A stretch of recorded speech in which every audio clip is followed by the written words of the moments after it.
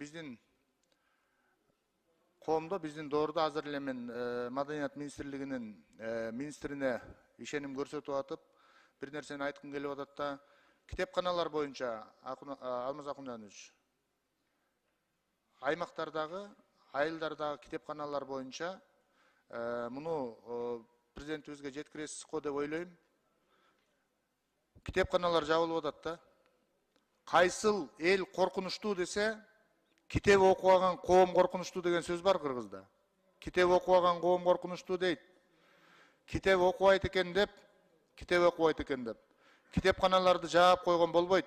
Мен ушул жерден Байдылда Сарнагоевдун бир 4 сабын айтып берейинчи. Bir үй көрдүм, айылдан bir топ үйдүн алды экен. Карап эле тургудай кандай уста салды экен. Килемге бая бирок китеп жактан жарды экен. Жайпалактап ийеси жай сурашып отурду. Кагып силкет балдарын каалашпайт деп окууну. Китептери жок болсалар килемдерин окуйбу дейт. Бүгүнкү күндө китептери жок болсо килемдерин окуйбу деп атат.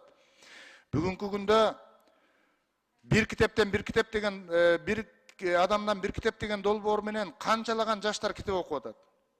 Айылдарда барып китептер, конкурстар өтүп атат. Кайра тескерисинче биз китепканаларды жаап, адамдардын аң сезимин, кулк мүнөзүн, дүйнө таанымын тебелеп баратканга өтүп баратканыбыз бул биздин түркөйлүгүбүз болуп эсептелинет. Китепканалар боюнча сабатсыз болбойлу. Биз өзүбүз китепти окубасак, башка бирөө дагы, башка кыргыз коому дагы окубай калды деп ойлобошубуз керек. Китепканачылардын айлыгы менен мамлекет байып кетпейт. Китепканачылардын жумуш орду менен башка муниципалдык кызматкерлер жыргап кетпейт. Китепкананы кайра тескерисинче жакшыртыш керек. Китепканаларды өркүндөтүш керек, өстүрүш керек, элди китеп окуганга чакырыш керек.